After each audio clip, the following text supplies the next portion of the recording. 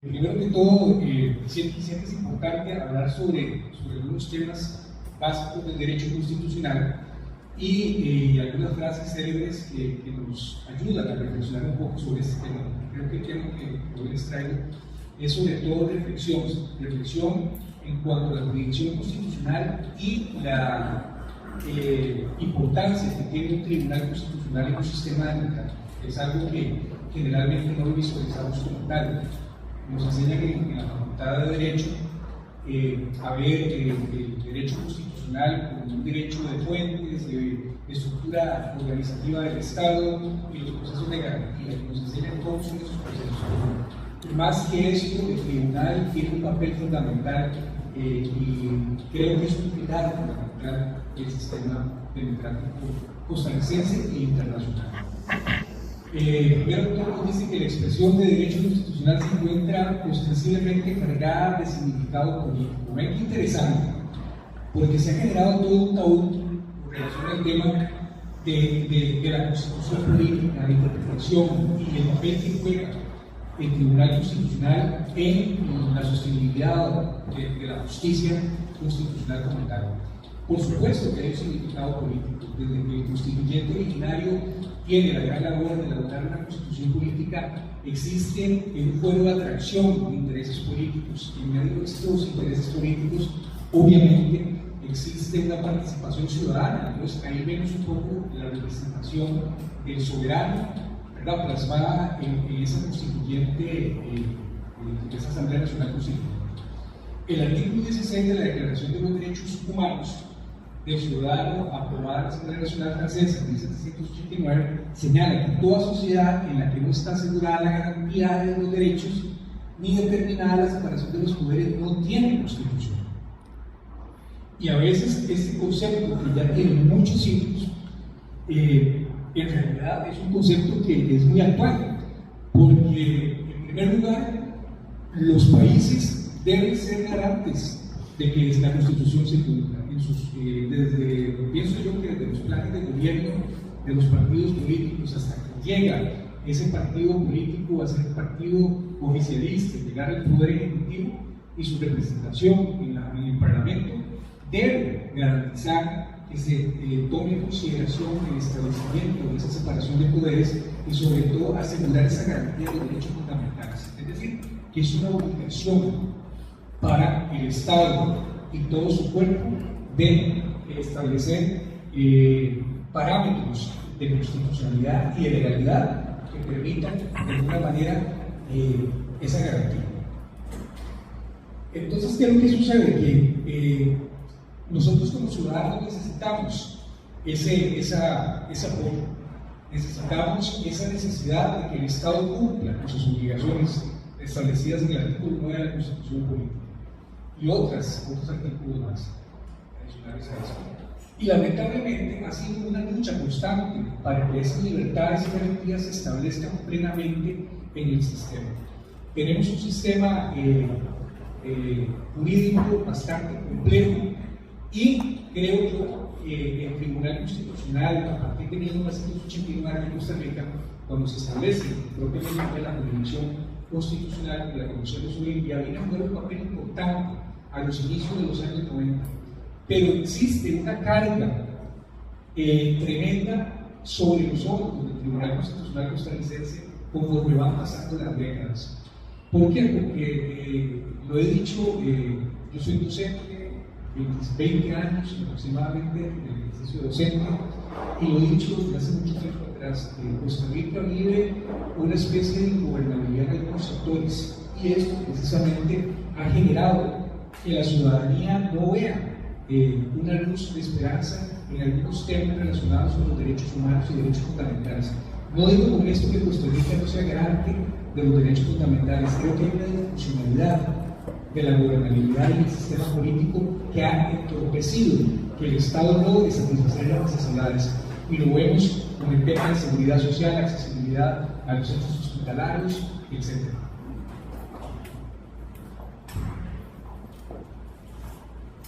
Entonces, aquí el papel preponderante de la Constitución tiene que ver con la fuerza normativa de la Constitución, que de hecho mi buen amigo don Víctor Orozco, que está aquí presente, tiene un libro acerca de este tema que es amplísimo. No me voy a detener a ahondar mucho sobre él. Sin embargo, vean que la Constitución es la norma suprema, y esa Constitución está ahí no solamente para adornar las bibliotecas o los libreros de los abogados en sus oficinas o sus casas, no es precisamente ponerla a trabajar.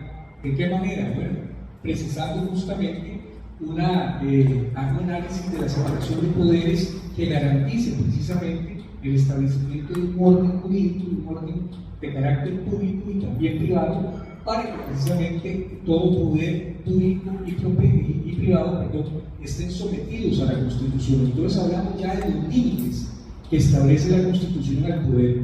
Y hay toda una teoría de los poderes interesantísima que nos refiere precisamente a los inicios y los albores del origen del derecho constitucional como un derecho de límites para las jerarquías, otrora aquellas monarquías absolutas que se fueron disolviendo con el tiempo y dieron paso a otros organismos representativos de la sociedad, pero siempre bajo la idea de poner un límite importante al ejercicio de esas potestades del imperio que tiene el Estado. ¿Para qué? Para que no se desborde. Entonces, superar la concepción de una pretendida soberanía parlamentaria, como se entendía en los albores, por lo menos del siglo XVII, donde en algunos países europeos, en el caso de Gran Bretaña, donde el Parlamento jugó un papel, sigue jugando un papel muy importante, ha sido todo, digamos, una maniobra de carácter política.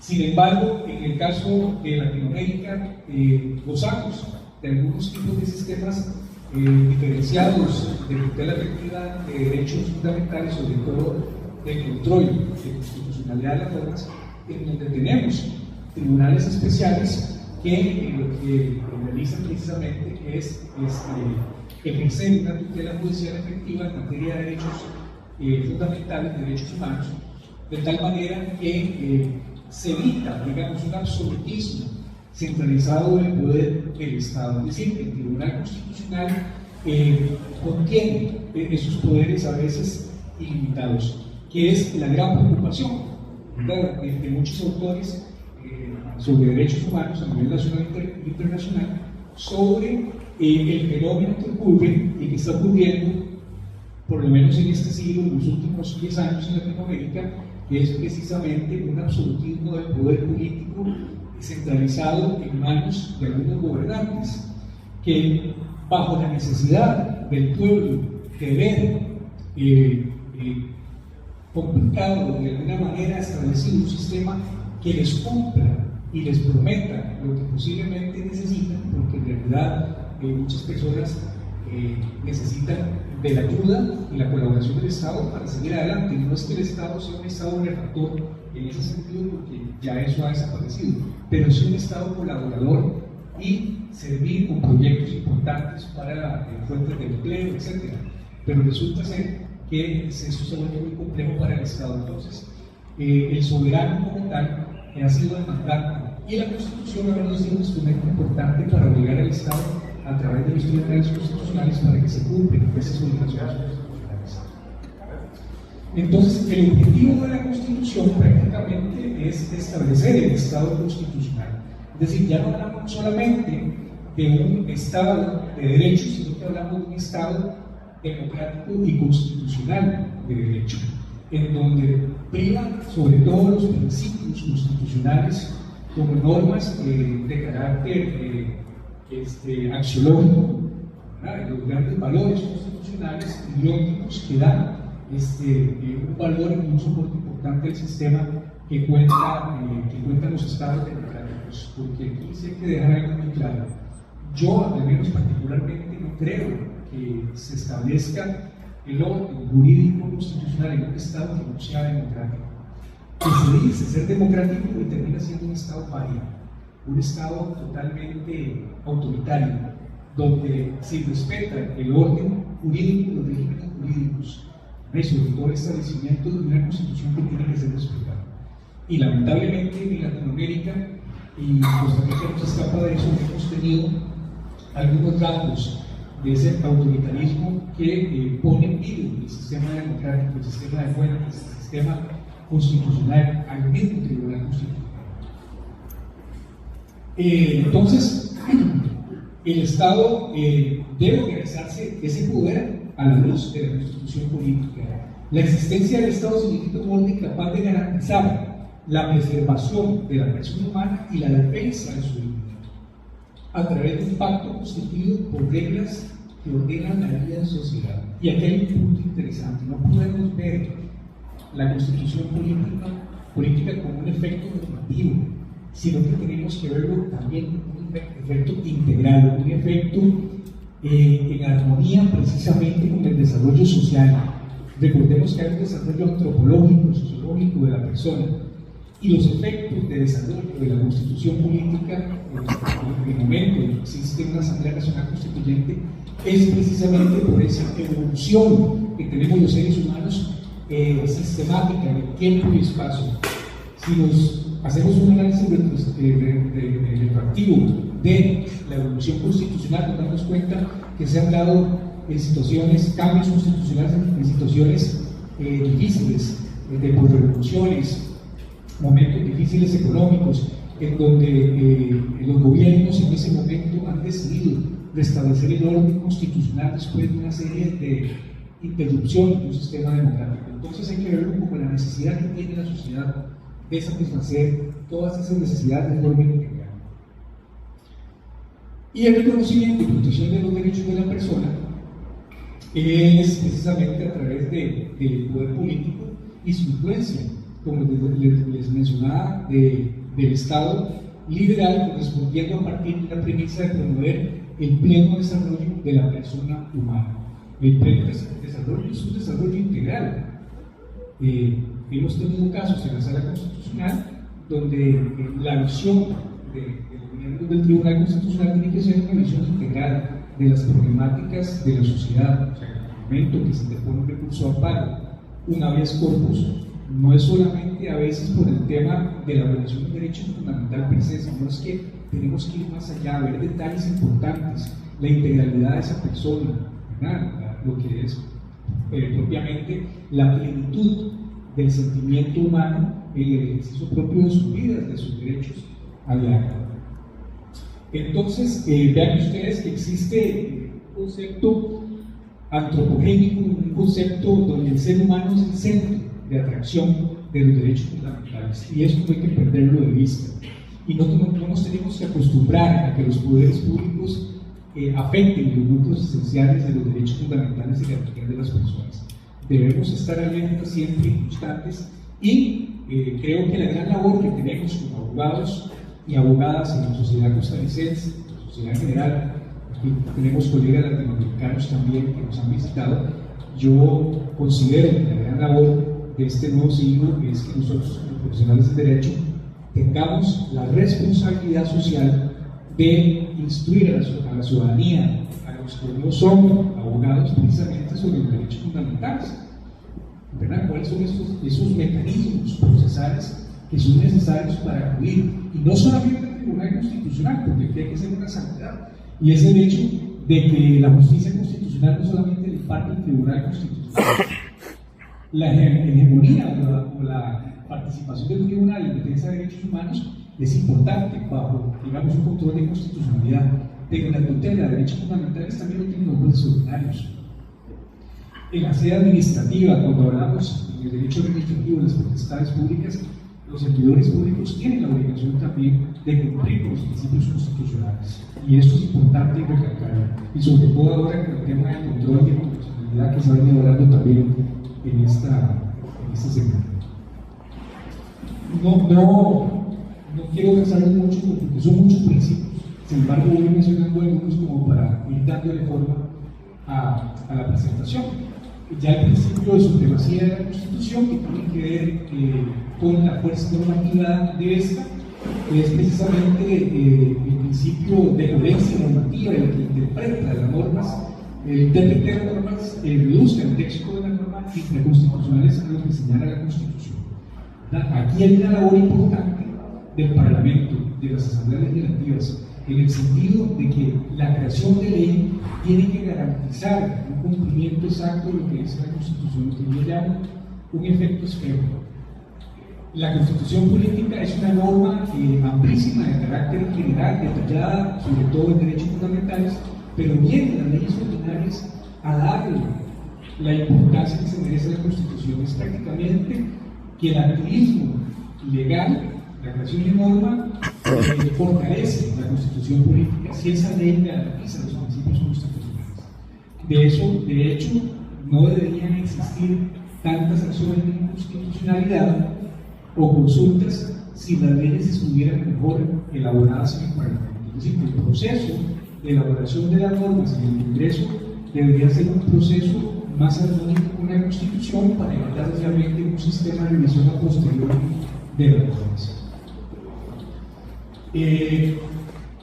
Entonces, hablando sobre esa supremacía, el autor Luis López Guerra señala que los preceptos constitucionales no solo no pueden ser alterados, sino tampoco contradichos o ignorados por la acción o omisión de los poderes públicos.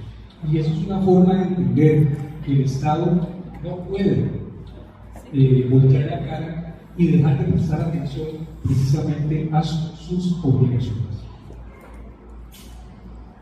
Bueno, aquí tenemos el concepto de la fuerza normativa de la Constitución, que dice que en virtud de este principio, según don Eduardo García Antería, las disposiciones contenidas en la Constitución política tienen un valor normativo y vinculan a los poderes públicos en tanto originan de manera inmediata derechos y obligaciones.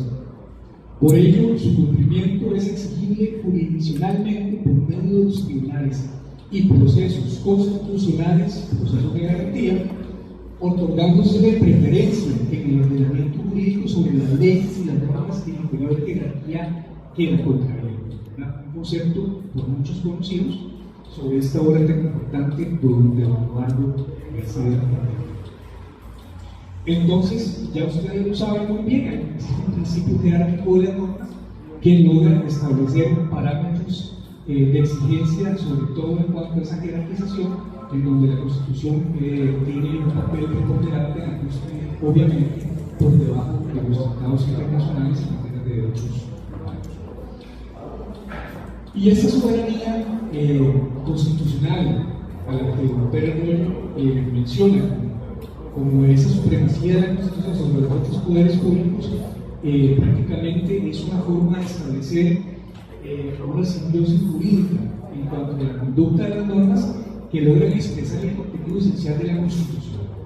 Cada norma podría reflejar no solamente una evolución de la sociedad, de las necesidades, para las normas especiales, evidentemente, vienen a cubrir grandes necesidades para establecer orden público en el país, sino que también deben estar expresamente previstas estas normas constitucionales en las leyes de carácter público. Y ahí lo importante que es el control de constitucionalidad de los tribunales constitucionales para el tema que nos cae en la constitucional. Pero les iba a señalar también, cuando les estaba mencionando, que existen también muchos órganos de control importantes, que muchas veces pensamos que solamente el Tribunal Constitucional debe garantizar los derechos fundamentales a través de una efectiva judicial. Y en realidad no es así. Tenemos órganos de control importantes, como es la Procuraduría General de la República en materia consultiva, la Contraloría General de la República en temas de contratación administrativa, en temas de hacienda pública, a través de los dictámenes vinculantes que dictan esos órganos que garantizan, digamos, un sistema democrático sólido. ¿Por qué? Porque ejercen un control, ¿verdad? Ejercen un límite al poder. No sé si algunos están familiarizados con la labor que ejercen esos órganos de control, en el caso inclusive de las jerarquías impropias, monofásicas y básicas, que también tienen un ejercicio importante de control en la esfera constitucional. Y si estos órganos se debilita el sistema democrático. Si perdemos credibilidad o si el poder político desacredita la función de estos órganos de control, la democracia termina debilitándose. y el sistema podría estar a punto de colapsar, ¿no? Es lo que ha ocurrido en países como Venezuela, en países como Nicaragua, o en otros regímenes políticos de antaño, en el caso de Chile, Argentina, Ecuador, que han tenido rasgos de totalitarismo, de izquierda o derecha, y que precisamente no han permitido que esos controles ejerzan una regulación constitucional sobre la actividad política y las decisiones que se toman en el marco de las funciones propias del poder. Y aquí es donde precisamente el control de constitucionalidad es verdaderamente importante para el buen sostenimiento de un sistema democrático.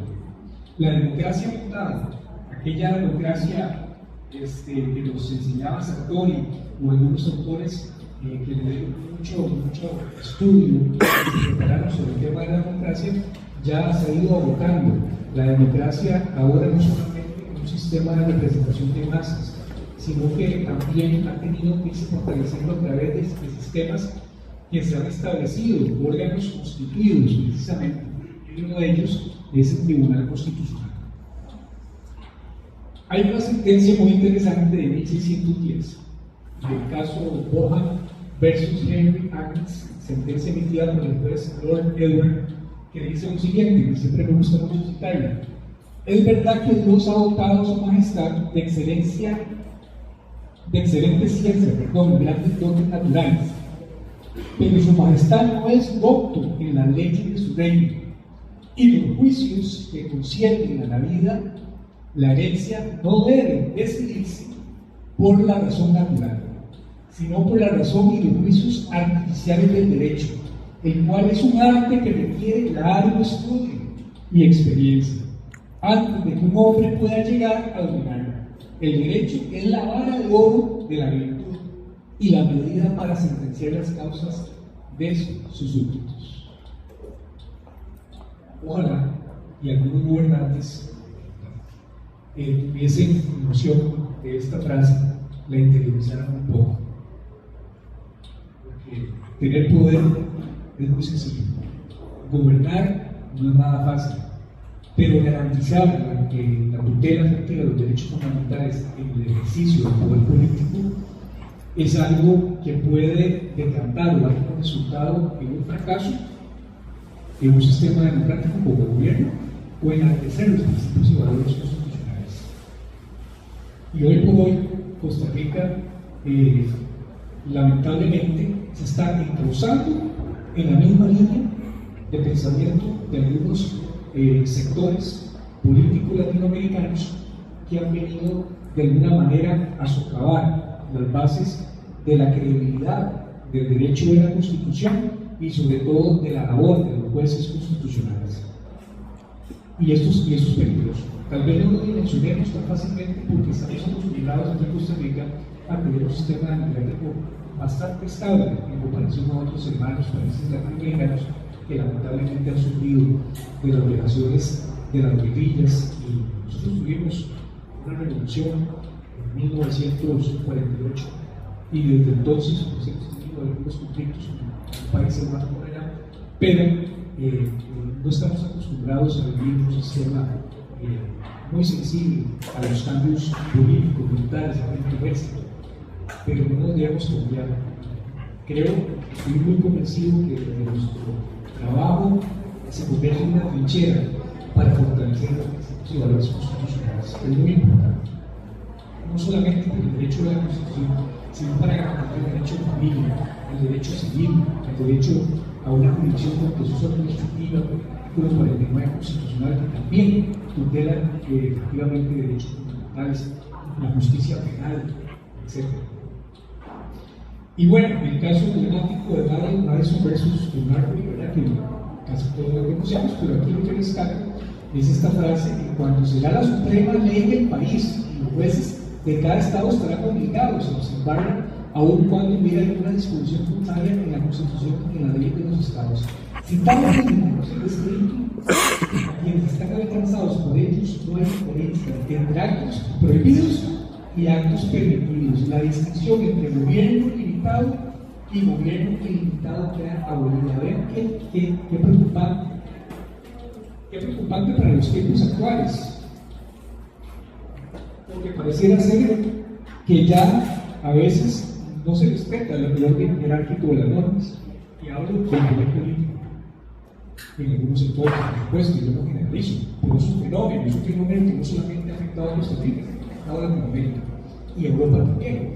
Pero vean precisamente que si dejamos de ver actos prohibidos y los vemos como actos permitidos, y el gobierno ya no es limitado, sino que crea que queda abolida la limitación de ese poder, pues entonces entramos en una situación de riesgo importante. Yo quiero concluir porque en realidad 25 minutos es un tiempo bastante breve para desarrollar otros temas. Me hubiese encantado continuar, pero tengo que darle paso a mi buen amigo el doctor González. Pero sí quiero que quede claro en esta presentación la idea de que los procesos de garantía en la Sala Constitucional sirven para el establecimiento de una justicia constitucional comprometida a favor de las clases más desprotegidas sobre todo. Y hacer una crítica constructiva del Tribunal Constitucional nuestro, como ha pasado en otros, que se está dando una falta de contención al interno del Tribunal Constitucional sobre algunos temas. Y hay contradictorios, no hay sistema perfecto. Eso lo saben, los sistemas jurídicos son sistemas que son operados por personas, nosotros como personas no llegamos a la plenitud de la perfección, somos seres humanos, no somos robots. Sin embargo, y ya para concluir, quiero que quede muy claro y que quede bien presente en el cuerpo de ustedes, de que el Tribunal Constitucional está para servirle al país, servirle a las personas, para que tengan un acceso sumario, rápido, y que se les pueda colaborar con el establecimiento de sus derechos. Pero sí hay que decir que hay sentencias de la Sala Constitucional que en algunas ocasiones son contradictorias y que afectan de alguna manera la relación entre poderes y sobre todo la limitación de competencias. El tribunal, al convertirse en un baluarte del sistema democrático, yo creo que es un pilar fundamental, es una válvula de escape de la situación que vivimos aquí en Costa Rica, pero a veces aborda temas de legalidad inclusive que no debería abordar, que es la crítica que se hace en la academia. Yo no estoy diciendo nada nuevo, eso se ha repetido un montón de veces en la academia. El tribunal a veces comete no digo que un error, pero sí trasciende algunas competencias técnicas importantes que deben ser dejadas para los procesos ordinarios. Pero bueno, esto ocurre en Costa Rica, en otras latitudes, tampoco es de preocuparse demasiado, pero sí hay que decir que es importante entenderlo como tal, porque a veces nos encontramos sentencias contradictorias, ustedes como estudiantes o abogados dicen, bueno, el año pasado dijo una cosa y este año viene diciendo otra. Rechazaron 3 recursos de amparo por un tema de legalidad. Resulta ser que en uno de esos casos, muy similar, le dieron un curso con una sentencia condenatoria. Entonces, a veces son posibles que lo ponen a pensar. Bueno, esa era la reflexión más que todo que yo quería compartir con ustedes. Las columnas que son es un tema bastante amplio y merece la pena desarrollarlo en otro momento, porque es una segunda parte. Pero era reflexionar acerca de estos procesos de garantía en la justicia constitucional y sobre todo ese desarrollo en el sistema democrático como fortalecimiento de ese sistema. Les agradezco la atención y que pasen una